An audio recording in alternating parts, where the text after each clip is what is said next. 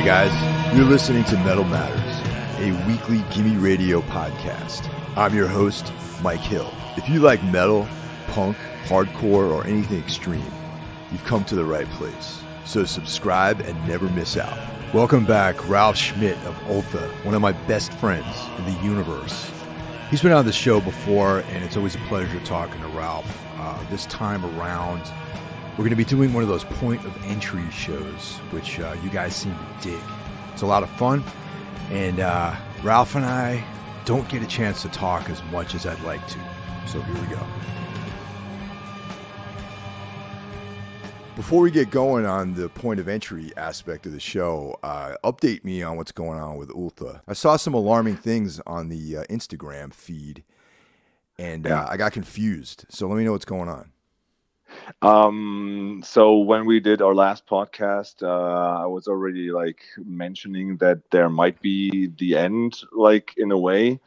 And we had to talk about this if we break up. There was several reasons, no bad blood, but it was just I don't know. I was in a feeling that maybe it's time to call it quits with that band. But then we had a long talk and said why should we rush anything? And we've done a lot of things and life's become hectic. So we decided we'll put out that last EP we did. And we had this fifth installment of the Unholy Passion Fest we always do in December. And we thought it's our 5th anniversary, playing with a lot of guests. So maybe that's a good point to say we'll quit or we'll just take a break. And then we decided we'll take a break from actively going out touring and shit, and we said for a year we'll kick it back, see where our head's at, and see if we still find the vibe to continue this band. But on the other, we said, we'll communicate it through Facebook and Instagram as well. So because we've always tried to be open about how we operate. And so we decided to say okay, so listen, the December show will be the last show for a while. It might be the last. It might not be the last. We don't know. If there are some badass offers and we say this is stuff we want to do, we'll do it. And so our plan was to have 2020 to maybe play 3 or 4 shows. And we said well, let's see what happens. And then we went out, we made that posting and we went on tour. And 3 days later, I got an invitation by James Kent, better known as Perpetrator. I think that's how you say that name. Yep. And he's a curator for Roadburn, and he asked us if we want to play Roadburn next year. And that was a no-brainer. So yeah, we got talking. I spoke to Walter, and both these guys were super, super nice and offered a great thing. And so we'll play Roadburn next year. And apart from that, we don't know. We will see. I just want to take a break from constantly rehearsing and writing material. The last 2 years have been a real drag. I'm really done.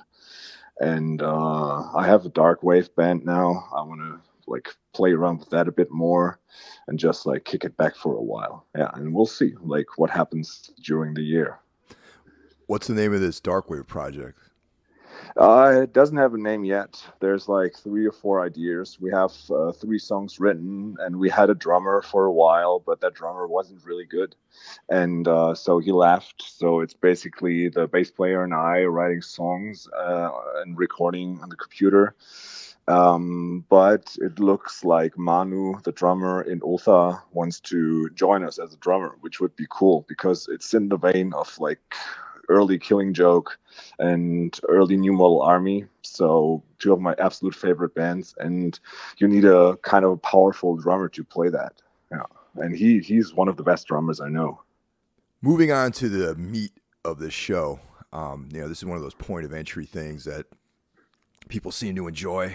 And I invited you on because I probably know a lot of what you're about to say, but also I think that you're have such a diversity in music that influences what you do creatively that I want to hear it in your own words, what records, what bands, what specific songs, what moods, that kind of thing went into making you the creative force that you are. Well, cool. I'm super super pumped to do that. Yeah, Yeah, it's a, man. it's a topic I think about a lot, and ever since you started doing this, I was like, oh yeah, I want to do that. So yeah, let's have at it. Yeah. Wait, where should we start? Yeah, you decide, man. It's actually before we get started. A couple of weeks ago, I had a guest, John Wiederhorn, Hmm. who is very prolific writer, journalist. He has a new book that just came out. He's one of like a rock book writer. He writes about. He did an Al Jurgensen biography, like that kind of thing, and Oh, sweet. yeah, because John's show on Gimme Radio is similar to this type of thing, except he does a way better job than I do. It's like he'll take like a specific record and devote his show to it, and he'll play the entire album. Then he'll talk about bands that they influenced and records that influenced them. He just gets really deep into it. So talking to John was actually kind of inspirational to me, and I want to take these types Cool. of things more seriously and everything. So, Hmm. so yeah, for this one, have at it, and let's see where we start. Okay. Well, I was thinking about where's the actual entry point of me listening to music in a conscious way, besides from the stuff that you hear at home. I remember like in a lot of podcasts you mentioned when it comes to Danzig, which is a mutual thing we love both. You always talk about Roy Orbison. And I remember that my dad was really into Roy Orbison, and we were listening to a lot of like the 60s and 50s music at home. So I had like this stuff, like the Woodstock stuff, like and the Mamas and the Papas and all this stuff. Mm-hmm. And I have no idea why, but there was this one song, "No Milk Today," and it had like this guitar strum opening, which is kind of dark in a way. Like the song breaks over into a different part, but that beginning always had an appeal to me. And from there, like I listened to a lot of stuff at home that my parents listened to. I grew up in the 80s, and so like the radio music was always like these keyboard jams that are like super popular still, that you can still listen to, like all these Erasure and Aha and these kind of Yazoo and these 80s bands. Mm-hmm. And I'm a total sucker for that. But the actual entry point was Michael Jackson in 87. Bad came out, and my dad speaks 8 languages, and he wanted me to kind of like be like he is, and he wanted me to encourage me to focus on learning a language. So he made the deal, like I wanted to have that tape, and he said like, okay, we'll go out, I'll buy you that Michael Jackson tape, I'll buy you your first Walkman, and I buy you a dictionary, and whenever you want new music you have to translate 3 or 4 lyrics for me. Wow. So yeah, so I sat there as a 8-year-old boy with a dictionary, looking up the words to Michael Jackson songs and trying to write a translation for that. So yeah, and that's how I financed my like musical stuff in the beginning. And he was always willing to buy more. My grandparents were the same thing, and so Michael Jackson Bad, and like had all these songs. Still love that record. It's a good record. But there was Smooth Criminal, the last song on the record, which Uh-huh. is a very dark song for a Michael Jackson song, just from the way it sounds. And that appealed to me the most. So that was my first actual favorite song. My father also speaks fluent Spanish, and we went to Mallorca a lot. This island that is mostly populated by Germans by now. I met a boy there, Felix from Berlin. I still recall that. I have no idea who it is now, but like it was this boy. And we were talking about music. He was my age, and he played a tape for me, which was "Keeper of the Seven Keys" Part 2 by Halloween. Oh, nice. Okay. Yeah.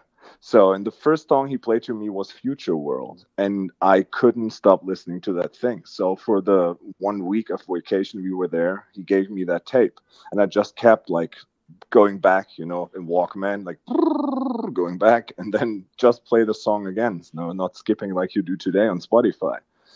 And yeah, so that was the first metal thing I ever encountered. So that was, I think it was 89 or 1990 something. Yeah, so that was like my entry point to rock music. It's funny Yeah, that the Walkman. I remember that yeah, thinking that was like the pinnacle of technology when I was a kid. yeah, That you yeah, can carry a cassette tape with you of yeah. one record, or maybe two if you had a 90-minute cassette, out into the world. And now it's like the entirety of all music can be carried around with you into the world on your phone. Yeah, you know, it's insane. and you don't need a hard drive for that anymore. Just like everything is streaming all the time. It's like when I talked to like last talk I had with Century Media, and I was like, okay, so we still would like to have like download and Bandcamp. It's like, no, download is dead. It's like, no, it's not. I still download music. But yeah, it's like I think that's the public thing. Like my kids in school that I teach, no one has an MP3 player. No one ever one of these kids. No one buys records. They just it's a like an art form that people lose. Going to record stores, it's nerds like us. We still go to like record shops and dig through a vinyl. We buy a 7-inch to like get to know a new band, and they just click a button and then they have the music. Apple stopped making iPods, and yes, I actually more so for like demos of music that, you know, I mean, you and I are both playing bands. We work on stuff all the time, and there's like, you know, you transfer files. You want to take stuff out in the world with you to like listen to maybe write some lyrics or something like that, you know, and more for that reason. I wanted to get some kind of actual hard drive to put music on. So I was like, you know what, man, they stopped making iPods. They're still available out there on Amazon for like, you know, actually not even that expensive, but I found an alternative. These other companies make them, and they're marketing it as for old people or kids. Isn't that funny? Yeah, well, I can see that. Yeah, you know, old people who can't figure out mobile technology, or for young kids who can't figure out mobile technology. Dude, when I teach and I have like just casual talks with kids, like I don't know, like the evolution of rap and hip hop music, which is also music I'm very much into. But like right now, the way the American rap music is like disintegrating, it's like it's not even about writing good lyrics anymore. It's just like yelling out one word at a time really loud to a shitty beat. And we have that here too with the most like ugly aspect of like being an asshole, like in a way that they're like homophobic and just like misogynistic and stuff like this. And my kids listen to this, and when they talk, they just leave out words in the sentences, and you're like, how the hell are you supposed to communicate properly at one point in your life? It's a dreadful thing to see. It really is, man. And I got to be honest, being, you know, growing up in the tri-state area, New York City area, you know, hip hop, I've always loved rap music and hip hop, you know, throughout the 80s and the late 70s. And I got to say, I've been really disappointed in hip hop music for the last 15 years, man. Yeah. You know? For me, it's like, I always like, there are good things, and I'm not that active anymore in finding out about stuff. So, but there are these artists that are really good. But for me, I don't know, like when I thought about doing this episode, I wrote down records that mean the world to me. And like I have 2 pieces of paper in front of me just with like records and years. And it's everything's 91, 92, 93, 94, 95, 96. And that's about it. That's like after that was like something that like stuff that made good records or bands that made good records. But that time, and speaking about hip hop, it was WuTang Clan, Enter the 36 Chambers, 93. Yeah. Mm-hmm. Dude, still that one and the first wave of Wu-Tang records, like the Old Dirty Bastards solo stuff, The Genius, Liquid Swords, yes, is in my opinion, the best record, like best hip hop record again. But it always matches the pattern. It's darker than the rest. When I recorded like the Yo MTV rap stuff, and you all had like Dr. Dre and all these party rappers, and then all of a sudden you had like these weirdos in these masks with the gold teeth in front of like burning barrels, yeah, and just like these dark beats, and it's like, oh wow, this is horror music in hip hop form. Yeah, definitely. I mean, Wu-Tang, you know, like at the time they came out, that was like definitely something that was in my periphery, like hip hop music in general. I was listening to a lot of hip hop around in the 90s. And when I remember I was working at the Newbury Comics warehouse in Boston, because that's the years I lived up there. And somebody came up with this tape, and I was blown away by how awesome it was. And just, it was like the same feeling I got from listening to like metal, except it was hip hop music, you know? Exactly. That's exactly the feeling I had. And that record is like, whenever I get asked, like in these classic black metal interviews, so you're the guy in a black metal band. What are your favorite records? Like WuTang Clan, and they're like, what? What is WuTang Clan? It's like, yeah, see, that's why my band sounds different than your band. And yeah, man, like the Liquid Swords record by Jizza is probably the darkest hip hop record ever. And it's just like the way it's been done. Also, again, like hi-fi was not a thing they cared about. It's about the atmosphere, and that's a general thing in music that is really important to me. And I learned it from that time, like from the first black metal demos, the first death metal I listened to, and also the grunge stuff that was really important in 91, 92, 93. It's like, it's not about having the best sounding record. It's about having honest music that just gives you like a feeling and has actual atmosphere. Yeah. Also, the thing I was fascinated by with Wu-Tang was RZA specifically. How, yeah, the records did start out with this like rough production, but through diligence and just work ethic, 20 years later, that guy is like a world-renowned producer, doing film soundtracks and scores and everything. And he's really just to me, I always respect people who I see like the progress of their art, and even if it's like the technical aspects of it as well as the creative aspects of it. And like, RZA stands as like one of those guys who I just admire as someone who kind of epitomizes hard work, and creativity and like open-mindedness, Absolutely agree. Like he was at a Jim Jarmusch film premiere in Cologne once, and I saw him there. And like Jim Jarmusch is kind of the same thing for me. Like I love Jim Jarmusch, and he didn't give a fuck about what people said. It's like, this is the stuff I want to do, and he just like made it perfect. And it's just his work ethic, and about like he thought about so many aspects of the whole game. And I think Wu-Tang Clan, and especially the RZA, they had the same thing. And I mean, look where they are now. They have a legacy. It's something that has never been done in the way they did it, and it's love it. Did you catch Jarmusch's zombie film, The Dead Don't Die? Yeah, I did. What do you think of that? Okay. It's also like his vampire movie before that. It's okay. I love it because it's Jim Jarmusch. I love it because it has Bill Murray. But it was so like cringeworthy, and it like broke the fourth wall, which I kind of loved. Like that he's like actually talking to the people.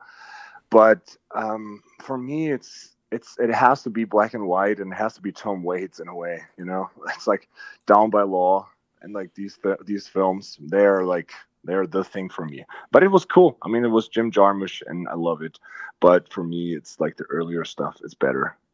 I tend to the earlier stuff too, but this one specifically because I feel, as much as I love zombies, I feel like the zombie genre has kind of been beaten to death, at least for now. Yeah.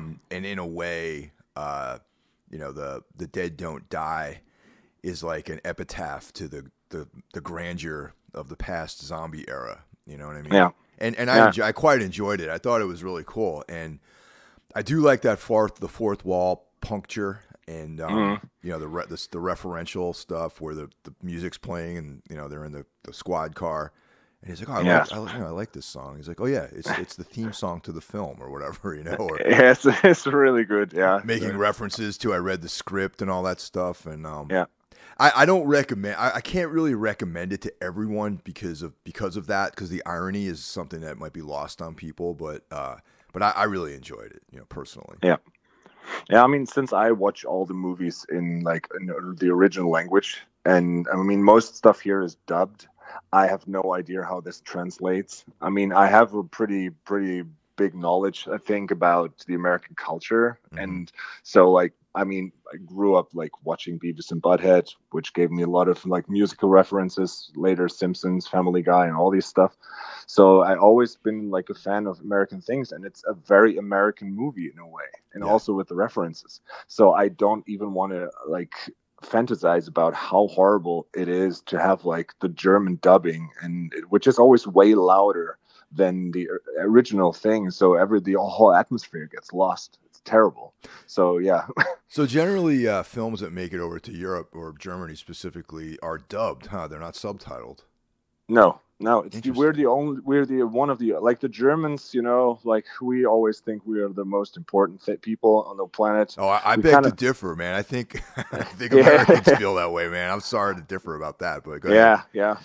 But it's really like, if you look around it, like we have this. I mean, I'm a teacher, and there's these studies about like Europe, where the educational system is the best, and the Germans, they're always like somewhere in the middle. But when it comes to foreign languages, we're always like in a back position. And then there's always these huge discussions about why that is. Why are the Dutch better than we are? Why are the Norwegians better than we are? It's like, well, maybe because everything they watch on TV is in English, just with subtitles, and here everything is fucking dubbed. And I mean, imagine Family Guy with all these references about American culture being dubbed into German. I mean, it's like, or the Bart Simpson quote, "I'm from Uranus." They translate this into German, and it just doesn't make any sense. Yeah. And it's like, for me as a teacher, when parents ask me, it's like, how could my kid get better in English? It's like, well, you have Netflix, watch stuff in English, watch it with subtitles. It's That's how I learned English. I mean, and my dad giving me tapes to translate. But yeah, he bought like this antenna he put on our roof, so I could watch Sky Channel, which was back then a British channel, and I watched GI Joe and Transformers and all these American things in English. I had no idea what they were saying, but it was fucking cool, and it kind of gave me an ear to understand or like digest the English better. And wow. Yeah, one quick comment to us Americans out there about language and culture. There's a subtlety here that when speaking English, English is a European language, okay? But I think the underlying theme here is the differences in culture between things like irony and that don't work in certain, like the British. The British both, we speak English, the British speak English. There's some things that just don't make sense, between Brits and the U.S. And I know I'm always fascinated by that because every year I want to learn more languages or learn a different language or learn another language because I can speak little bits and pieces of other languages, but I can't really, like if I'm in France, for example, because I took French in high school and I was pretty good at it. I was a good student in general, but if I'm in France for a number of days, by the third day or the second day, or for example, when we were at Hellfest, I was there all day. And by the end of the day, I was like starting to come up with like some syntax, you know what I mean?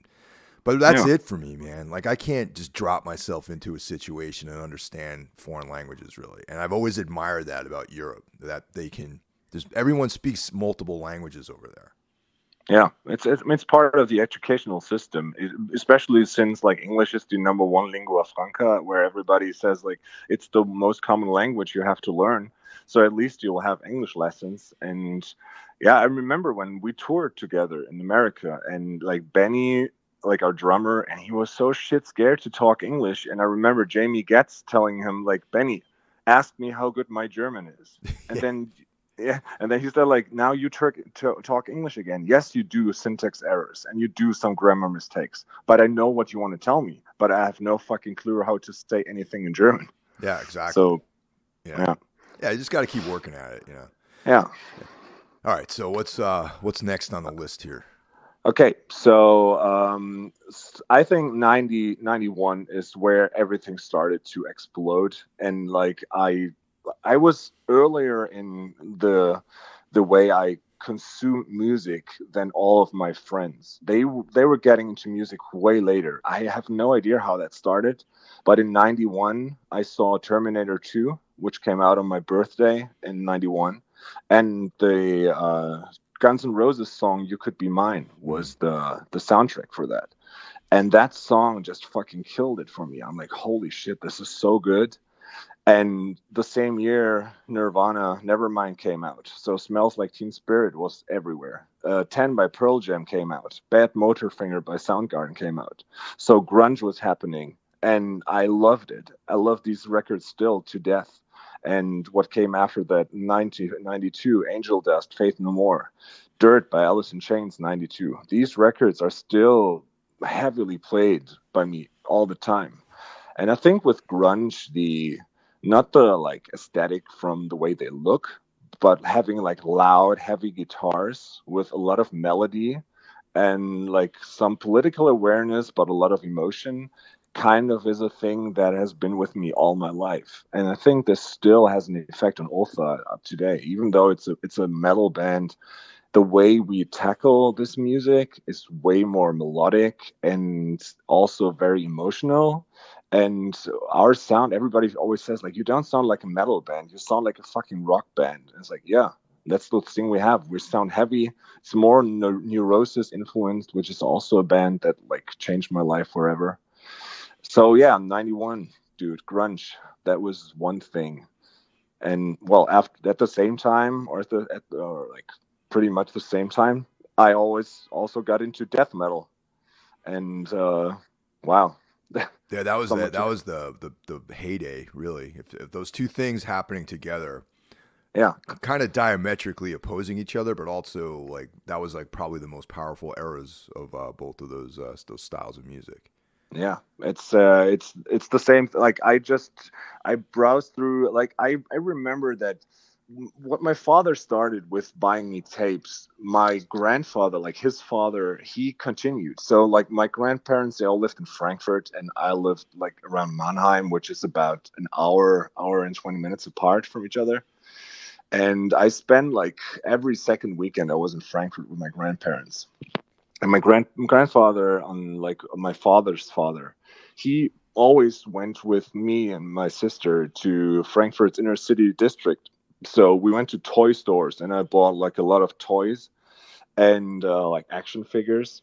And also there was WOM, World of Music, which was a big chain back then. Like they had like good record stores, and there was just these walls of CDs. And then you had like in the middle of the store was one big corner with I think 10 or 12 CD players, and like a pimple spot faced dude in the back just like opening the CDs for you so you could listen to them.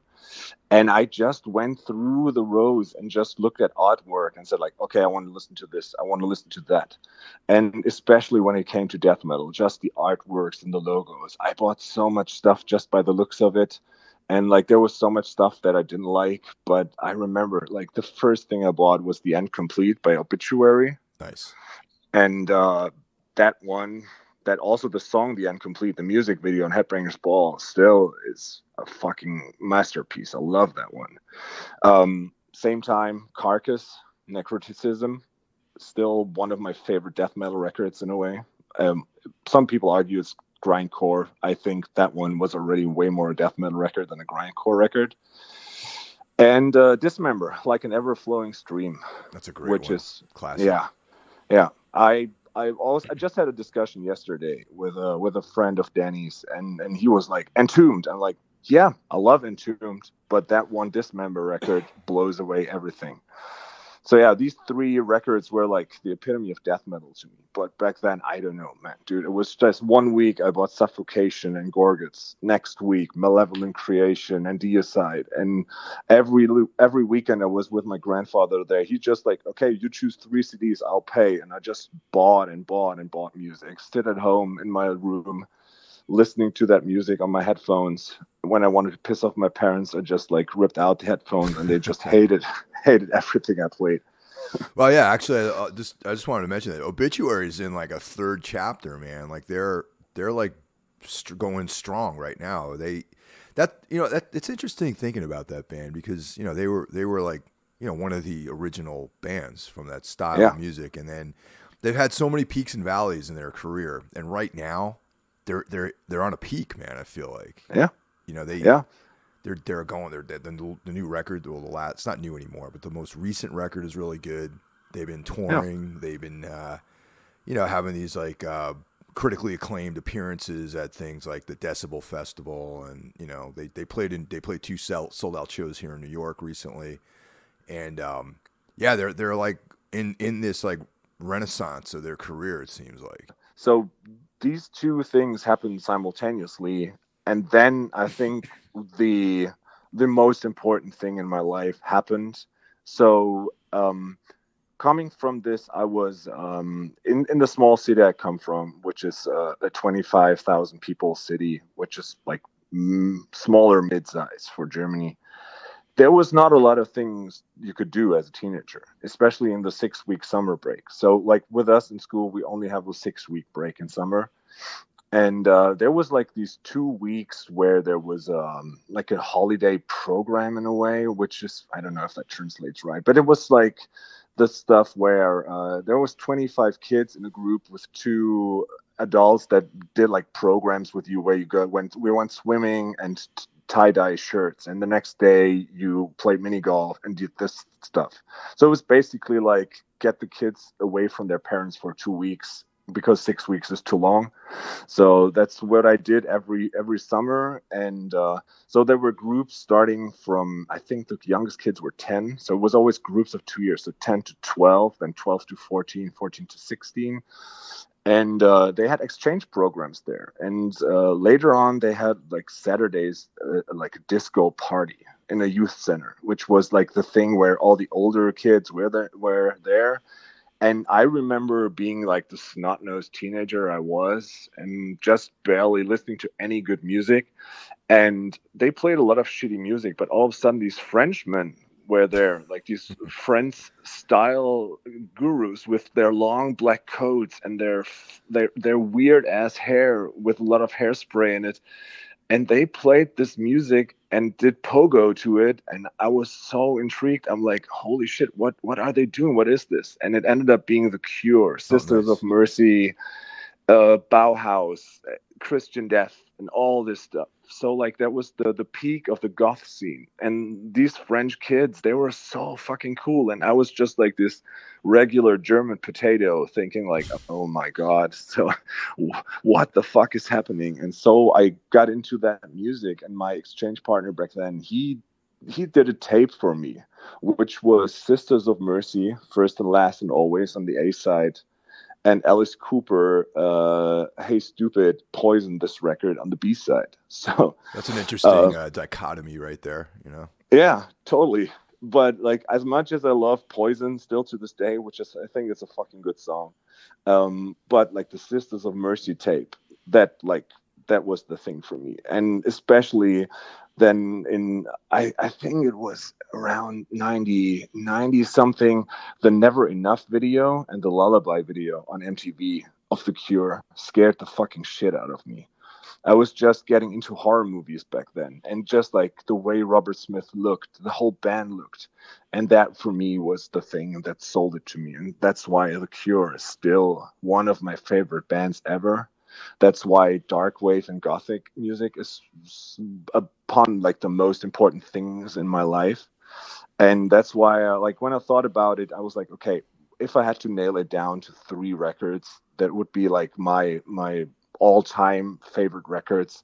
One of the top 3 is Pornography by The Cure. Yeah, that's a classic record by them for sure. It's the darkest, saddest, and most atmospheric in a dark way record I've ever heard. And just like you put it on, it's this beat of 100 years, and the first line he sings is, "It doesn't matter if we all die." It's like how sad and dark can you get? And so this is the thing for me. So the gothic stuff. And I know you like that too. Oh yeah, man, big time. I mean, that's The Cure. The Cure is my entry point into that music too. Because I mean, back when I was in high school, there was like 5 people that liked good music. Really, I mean, there was a lot of kids into Journey and Bon Jovi and stuff like that. And luckily I caught on to punk and metal, first metal, and then punk and hardcore. And then I had this girlfriend who was a goth, and she was this is the 80s, so the Cure were like an underground band, for lack of a better term, you know what I mean? And that's when I started getting interested in that music. And there was also a crossover between that sound and bands like the Cramps and Gun Club and and then Christian Death was like the punk band that played with punk bands that were in that dark goth kind of vibe, and then from there it was Joy Division and Fields of the Nephilim a little bit after that. So yeah, these are all like among my favorites. Mighty Sphincter and all these stuff. Yeah, you turned me on to them actually, Mighty Sphincter. You're the guy who turned me on to that band. Like I hadn't heard of them prior to you. Yeah. Yeah, it's weird that I had to teach you about an American band. Yeah. There's only like besides you, the only other person that I've ever heard refer to that band was James from Ringworm. The singer from Ringworm is a fan of that band, and literally me, you, and him are the only people I know that even talk about that band. But see, now we can go like around ways, because I know someone you know too that is also a big fan. That's DeWitt. Yeah. DeWitt Helling, yeah. Okay, yeah. And because I remember that when, you know that I love Integrity, which would be like one of the later things, but Integrity is one of the most important bands I've ever encountered. And which was later on, like we're skipping out the black metal part right now, which I will get to in a second. But when I started playing music, I started playing punk. Like it was German punk. It was shitty. And but then I found in '95 my first real band, which was like back then a straight edge hardcore band. But these guys were like these not like super positive people, but they were listening to a lot of hardcore. They were straight edge, but they were never like, oh, let's put X's on our hands. But these guys, they fed me Integrity and Starkweather and Mayday, Ringworm, Catharsis, all these bands. And I just I love everything about this. The serial killer aspect, the occult, the weird lyrics. And this was just like, this nailed it down for me. This is what I love. And especially Integrity. And like DeWitt, he later on, like when we started talking, and he was like, yeah, Mighty Sphincter. I'm like, oh, who are they? It's like, oh shit. Then I checked it out. And I mean, we ended up doing a cover version with Ultha. Mm-hmm. And yep. Yeah, it's a cool band. And I also know that like my old band, we were called Absent, which is like a really corny name. And then we changed the name to Repugnant, which was before the death metal band appeared. And we did a split with Pale Creation, which is from also from the Cleveland surrounding. And yeah, so they did a split with Pale Creation with Mighty Sphincter later on. So I know that all these Cleveland people, I know Blaze is into that band too, and they all love that. So yeah, the whole Cleveland hardcore scene, and I mean, you featured that on your podcast a bunch of times. So. I gotta say, man, that's my favorite hardcore. Really, is the stuff from Cleveland. With the exception of the Cro-Mags, I don't really like New York hardcore, to be honest. I mean, Cro-Mags and Marauder are like the two bands I really rep from New York, but the rest are, and Sick of It All. I'm sick of it all. How could I forget them? They're like kings, but I'm just not one of those guys, you know. The Cleveland stuff is like, to me, always had a darker vibe, and it was more into like just negative like stuff, you know, and it's cooler, I thought. Yeah, and that's where it started. Again, it's darker than the rest, and that's more appealing. I mean, I can treasure Gorilla Biscuits and Youth of Today and these bands, but they never did the same thing for me that like Systems Overload or Humanity is the Devil did for me. That's also like back then the Victory catalog with Snapcase and Strive and all these bands. They were all cool, and I loved it was cool seeing them live. But nothing was like Integrity. And one of the first shows my bandmates dragged me to was Integrity, Ringworm, Prophecies of Rage in '95. Yeah, man. And that was the Humanity's the Devil tour, and it was mind blowing. Yeah, so this is definitely one of the bands that I really, really love. Well, the other thing to note about all these Cleveland bands is that they're still making great records too. They're not just relying on something that came out in the '80s to like fill rooms. I mean, Ringworm, Integrity, In Cold Blood, they all have new albums that are great. You know? Yeah, fucking fantastic. Everything like the new In Cold Blood stuff, amazing. Oh yeah, it's like a record rules. And one band from that like time and like genre no one seems to know is Mayday. I don't know. Yeah, I mean, I know them from the Split. Yeah, but yeah, they were like sort of an unsung band as well. Yeah, they did a 10-inch called Staple Gun, which you like find in distros here for €1 all the time. No one cares about that band, but the Staple Gun EP is amazing. Yeah, so yeah, this whole apocalyptic kind of hardcore that was flawless. Yeah, the Holy Terror stuff, as they call it. Yeah. But yeah, like the other thing besides dark wave, which was super important, was when my father, in his way, I mean, my dad did a lot of stuff wrong, and like I'm on okay terms with him now, but I don't really care. But like back then, when he like tried to make me be interested in language, he did like he was on the road a lot because he was a banker. So he flew to, I don't know, he flew to Tokyo, and he brought back a Ninja Turtle action figure. Oh, right. Like On. yeah, and 1.5 years earlier, before, like prior to everyone being into the turtles. So I had like Donatello at home, and people were like, "Hold, what's that? That's a turtle." And it's like like a year later, everybody was into that.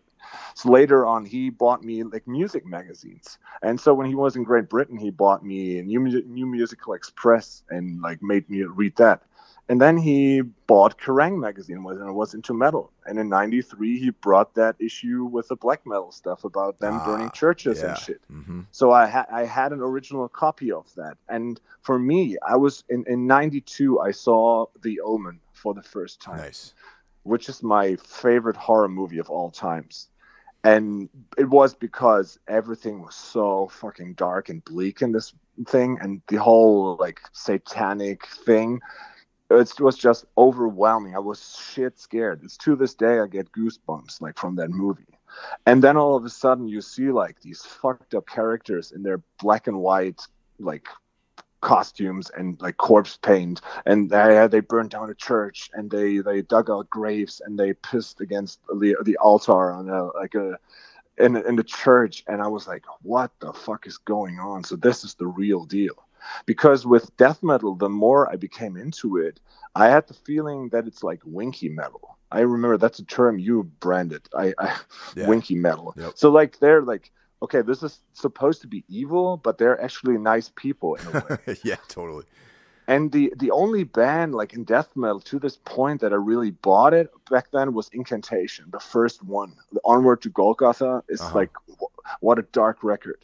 But then black metal happened, and like '93, first encounter with that, and then '94, Nights at Eclipse, De Mysterious Dom Satanas, Transylvanian Hunger, and yeah, then I was hooked. And I think from 93, 94 on, for the next 5 or 6 years, I was only into black metal when it came to metal.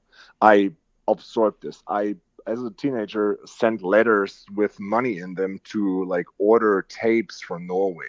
So there was this, again, random German potato kid, because I was really chubby, and I don't know if that's interesting to my story, but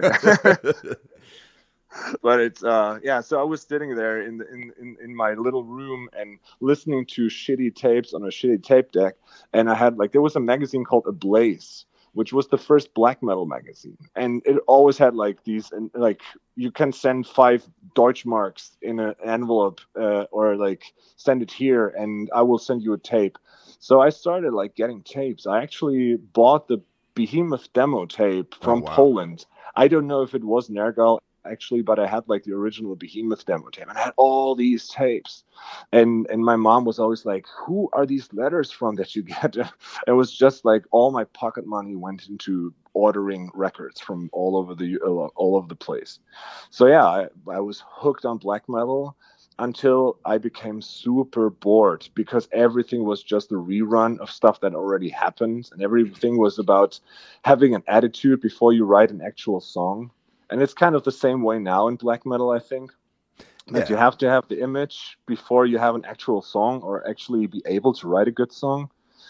So I was out of black metal for a while until I found Deadest Dreams by Weakling. And yeah, that's the starting point to my love for American black metal. And it's so underrated, because I think like a lot of American black metal is also in a way a copy of what the Norwegians did. Exactly, and it's like that all over the place. But then you always have these exceptional bands. I mean, look at the French bands. You have all these imposters, but then you have Blut aus Nord, and you have Deathspell Omega, and these bands where they're totally pushing boundaries and doing their own thing. And I think my appeal, as you know, I love these movie soundtracks and like this repetitive atmosphere. When I encountered Weakling and later on Two Hunters by Wolves in the Throne Room, and then later on Ashbore and these bands, they just did it like in a very punk way. Mm-hmm. With way more atmosphere than attitude, and I kind of enjoy that, and that's why I like it. They're not about attitude, not about having like these corpse paint stuff, but they're just people that love this music and play it from the heart and write good songs. The only person there that I really like, you did a podcast about him, is like Jeff Whitehead. Oh, he man. Yeah. he everything that dude touched is pure gold. Especially like, I mean, you did the Lurker of Chalice one. This is one of the best records ever made, I think. The mysterious Jeff Whitehead. Yes, yeah, totally. Someday I'd love to get him on this show. Like we've corresponded a little bit over the last couple of years, and he's a private kind of guy, and I don't want to like presume anything, like be pushy or anything like that. But I think he's a genius, man. I think like his musical contribution is like people are gonna write about this guy like as in history when it comes to this stuff, I think. Yeah, definitely. He's one of the most important protagonists in this genre, especially like I think there's no one from America that's as important as he is. When we texted about doing this podcast, I told you I just listened to the Walk Among Us classic records episode, and how much I love that.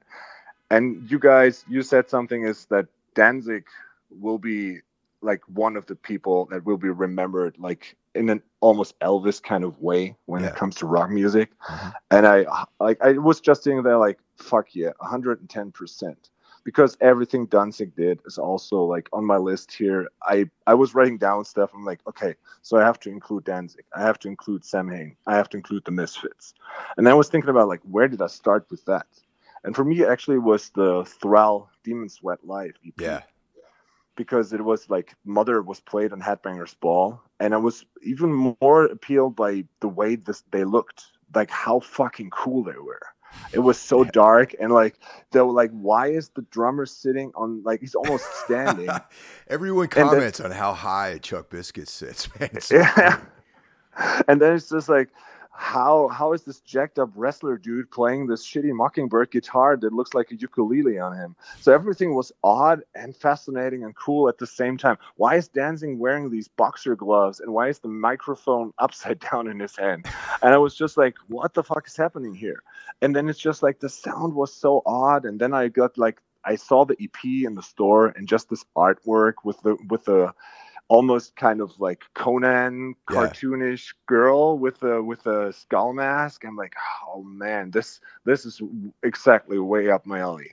So I started getting into Danzig. First four, I think always the first four are epic. Like the first two are the best, but I include the fourth one as well because I really love the fourth one. After that, still okay, it's Danzig. I still have them, but not as important.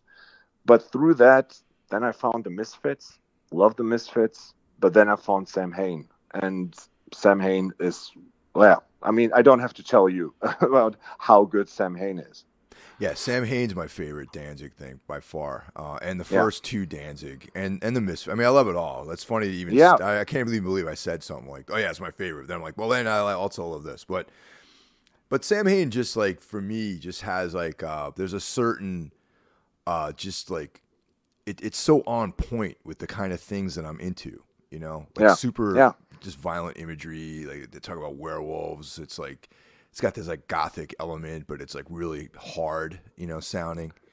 And it's still beautiful at the same time. Exactly. And it has a lot of melody, and there's also like the, and I'm I mentioned earlier, I'm a huge fan of like bands like, the Cramps and Gun Club, and there's like that element to it as well. There's like rockabilly element, which I love, Yeah. And I appreciate people that really live for their art. And we mentioned Danzig. You mentioned Henry Rollins. Yes. One person I would put up next to these two is Michael Girard. Oh yeah, absolutely, man. So I love Swans. I love the Angel of Light. everything they did. I just finished the book. Do you know The Oral History of Swans? Yeah, I Did you have read it that? actually. Yeah, I bought it recently. I haven't read it yet, but yeah. Super good. It's really authentic. Also, like from like you can always clearly see that he's kind of a dick on stage, Mm-hmm. but he's a perfectionist, and it all just makes sense when you read it. It's really well done. I can only recommend that book because it really goes from record to record and how everything changed. It also, like, did you ever hear Circus Moore, like his darkwave Killing Joke band before the I never Swans? even heard of that. Before the Yeah, dude. Swans, you had a band? Yeah, dude. Yes, it's Oh in that man. book, and I didn't know that. And the funny thing is, of all things, you can find the EP on Spotify. Wow. It's like it's 4 songs, and they wanted to sound like Killing Joke, and it actually does. And like in the book, they said like, yeah, they were on speed a lot, so they just played way faster than they were supposed to play. But it's actually it's a record that sounds like the first Killing Joke. It's 4 songs. It's Michael Gira singing Circus More. Oh wow. Yeah, Okay. it's really good. So yeah, look forward to that book. It's really well done, and I love the fuck out of whatever he did. But The Great Annihilator, 95. Yeah. I love that. That's unbelievable record, dude. I love that. It's so that's pretty much the last Planks record I did. I wrote it while I constantly listen to that record. I'm like, I don't care. I do whatever the fuck I want. I break the slow song into a very fast song, into a ballad. So Last Planks record is me and my, like, as a 3-piece and the limited abilities I have, kind of trying to be as free as Michael Gira was back then. Just to do, this is my band. I don't care what you think. I do what I want to do. Yeah. And yeah. Like The Great Annihilator, that was the first tour I saw the Swans on. They played in, I was living in Boston at the time, and they played at this place called Mama Kin, which is owned by an Aerosmith-owned club. And oh, wow. I mean, it was a cool room. It was like maybe 500 capacity, maybe. And wow. Or maybe even smaller than that, actually. Maybe I'm remembering it being bigger than it was. But, it was packed with people. And, yeah, Jarbo was still in the band. Oh, man. And it was amazing. It was great. Oh, see, I didn't even really talk about New Model Army. That's your favorite band, and I was surprised you didn't mention them at all. So give a mention to New Model Army. Yeah, dude. Okay, let's include this. My favorite band of all time, New Model Army. A band, I don't know. Is New Model Army a band Americans know? Do you know them? All right, I'm going to be honest with you. I know them a little, but I was going to ask you once we go off air to give me like a rundown of what records to listen to, because there are a ton of people, excuse me, in the United States who are fans of them. Okay, so I mean they're celebrating their 40th anniversary next year, and I saw them yesterday for their December show. Like they always do, like one of the last shows of the year is always in Cologne, and it's been like, I don't know, the 10th time I saw them now, and they're as you said, my favorite band of all times. They're one of the most authentic and most original true bands, and Justin Sullivan as a lyricist and also like just as a songwriter is incredible. And well, the record I think most people would agree on is Thunder and Consolation. It's like mid-'80s. They were already pretty popular back then in Europe, and it has everything that made this band so popular. So you have like a really dark post-punk kind of wave, but you have like also like kind of folk elements in there. But like it's political. Like they're a very political band, but also super emotional. The overlapping feeling this band has is desire, to this aim to, there is more than everything you have. You can have more. You just need to go out there and get it. Their love for nature, their general love for life in a way. It's like, even though they have super sad and melancholic songs, it's just like there's this sense of positivity and urge in their music, which is just like so appealing, which gave me strength in so many situations. So Thunder and Consolation is like the song. It starts with I Love the World, which is like an odd song title, but it's a really dark, it's a really dark song. And it ends with White Coats, which is like a political song. It's super dark. In the middle, you have a song like Stupid Questions, which is one of my favorite songs ever. So this is probably the most popular, but I would say start chronologically. Like, especially if a person is like you, that you're like into dark wave and like the more post-punky kind of stuff. The first record they did was called Vengeance. Okay. It's from 1980, and it's basically a kick-ass drummer and a bass player, and Justin Sullivan being a shitty guitar player. So like the rhythm section is otherworldly. Like they play post-punk, but on a Bad Brains kind of level. Oh wow! Okay. You know, yeah. So like when you compare hardcore and you have Bad Brains and you see like all these other people cannot play, but like the bass player and the drummer on the first like New Model Army record, it's impressive. And this record is just hit after hit after hit, and it's like this dark 80s stuff. And then like they got a major label deal, and then they started with like the first two records was No Rest for the Wicked and Ghost of Cain, and they were still really dark. And the Ghost of Cain has the song The Hunt that Sepultura covered on Chaos AD, which is the point where most people know New Model Army from, because Sepultura covered them. And if you like go through their catalog, everything up until 1998, Strange Brotherhood, which is still an awesome record. After that, they kind of lost it. They're still good records, but now for the last four records, they found their like pace back, and they released a record this year called From Here, where they went to a small island and said like, okay, fuck everything. We go back to our roots. We just write from the heart, and it's the most honest and heartfelt record they did in years. And it's just an awesome, really good sounding punk, like post-punk pop kind of record. It's hard to describe. They are their own brand. If you like the Cults, you will love them. Oh, cool. Yeah, because I do like the Cults. So yeah. Yeah. So like if you like see the transversion from the Southern Death Cult to the Cults, it's also the way that New Model Army changed over the first few records. So that's why I say like I think if you want to check out one record, go to Thunder and Constellation. If you want to really get into them, and I know you're like a completist, start from the first record and go for the first 5 records, and you will, I promise you will love them. And I think a lot of people that listen to it and are into this kind of music, they will appreciate it too. See, now that's the beauty. That is the one positive thing about this whole streaming thing, is that I can go like right if we get off this, this interview, I can pop into Apple Music and probably reference all this stuff and listen to it. So yeah. Yes. That's pretty certainly. Yeah. So yeah, no, this is a good stop point, I think. Cool. No, thanks. I appreciate it, man. This is great. And then yeah, dude, thanks so much for having me doing this.